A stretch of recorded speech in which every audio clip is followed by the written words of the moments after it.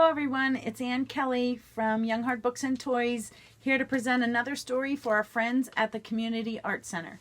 I hope you like this one that I've chosen. If you're a fan of glue, you will enjoy this story tremendously.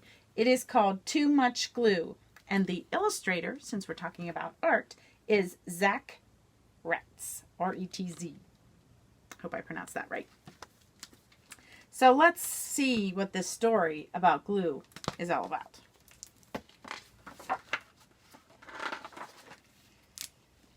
Our art teacher says, too much glue never dries. She reminds us, glue raindrops, not puddles.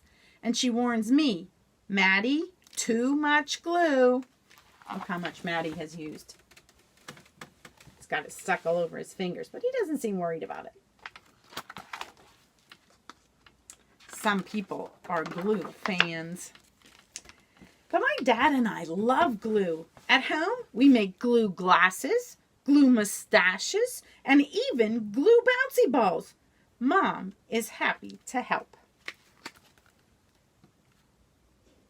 So their whole family are glue fans. They're getting really creative. So during art class, I find the fullest bottles of glue. I tip them over and squeeze. Plop! Glue squishes from the orange tips and slops all over. Sequins and googly eyes float around in a gluey lake. Then it's time for the most important decoration. Oh my gosh. He has macaroni in there.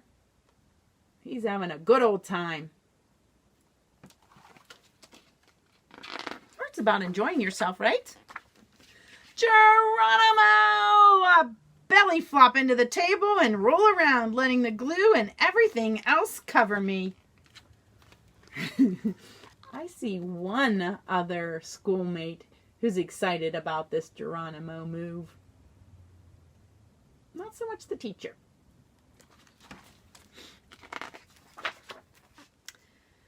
Time to go on the drying rack, I announce. But when I try to pull myself off the table, I boing right back down. Too much glue, Maddie, too much glue, my teacher squawks.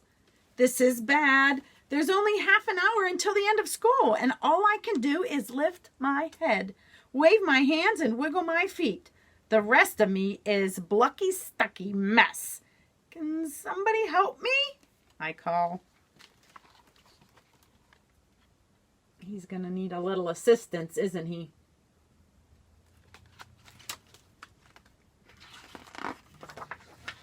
While my teacher breathes into a paper bag, Noah shouts, "Let's lasso him!" Izzy, Noah, and Owen get to work. Soon I'm roped from all sides like a rodeo pony. But when they try to pull me out, snap! The lassos break, leaving colorful octopus tentacles everywhere. The glue is too strong, and now I'm a clingy, stringy, blucky, stucky mess.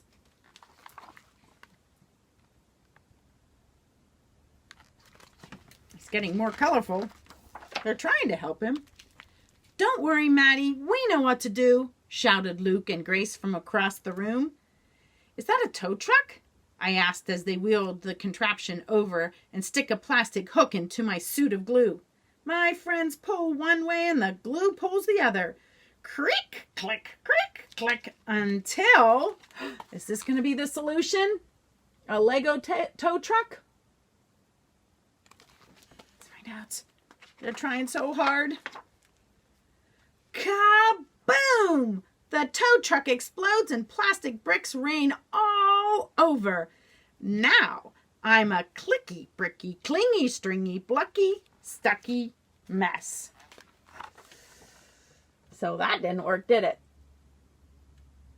Wonder what their next idea will be. The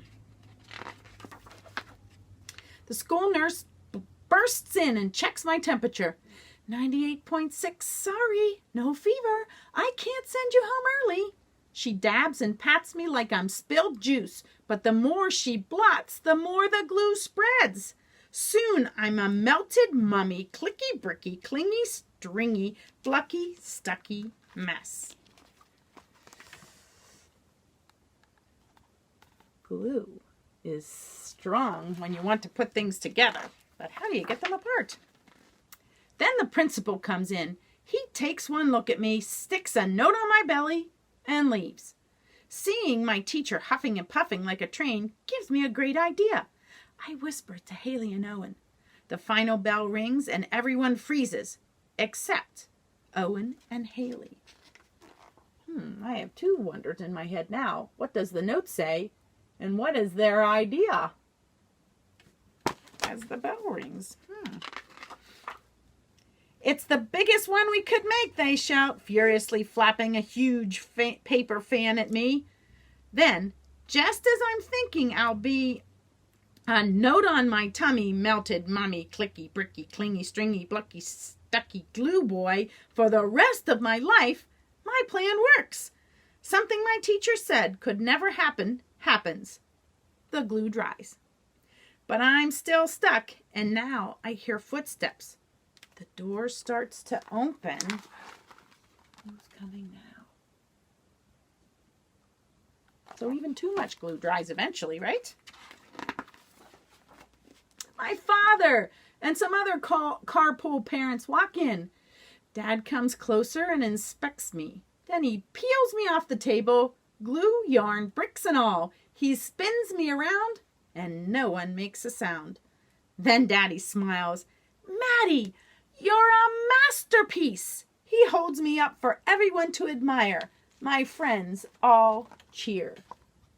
Do you know what a masterpiece is? It's a beautiful work of art. So now Maddie is a work of art himself. The car ride home is interesting. Pieces are flying everywhere as the glue continues to dry. Mom is speechless when Dad brings me in the house, but he knows just what to do. Well, kiddo, Dad says, some beautiful things only happen once, and this is one of those beautiful things. He gently grips the dried glue in front of my neck and behind my collar and peels me open like a ripe banana. Beautiful things don't happen that often, he's saying. So I wonder what he's thinking. Now it's Dad's turn to glue, and he seals up the sides of the me-shaped work of art.